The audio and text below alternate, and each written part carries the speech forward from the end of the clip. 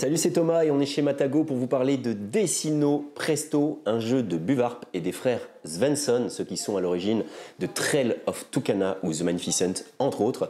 Decino Presto, c'est un jeu d'ambiance, un jeu frénétique, de dessin, de rapidité, mais pas trop, vous allez voir pourquoi.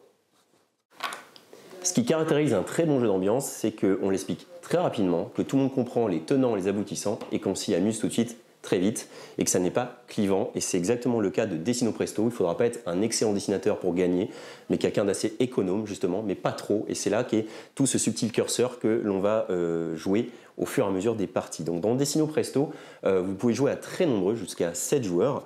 Il y a toujours un joueur qui ne va pas jouer et qui va devoir deviner le dessin que les autres lui ont fait. Ce n'est pas un jeu coopératif.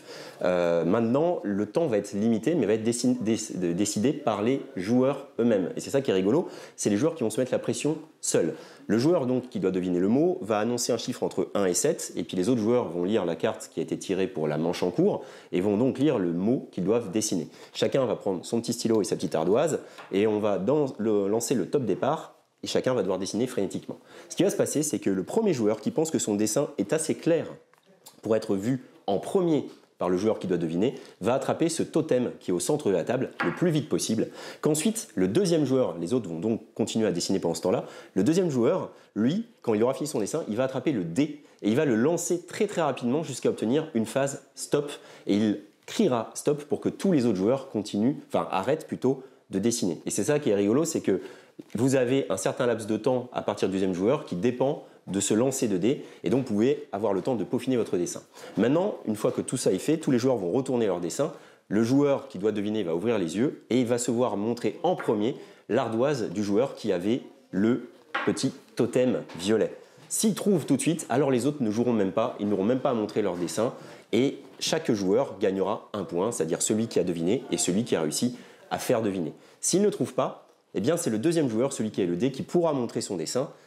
Et là, il pourra s'appuyer aussi sur le dessin du premier joueur. Donc être deuxième joueur, c'est bien parce qu'on a déjà un premier indice qui a été donné, et le deuxième vient un peu compléter cet indice-là.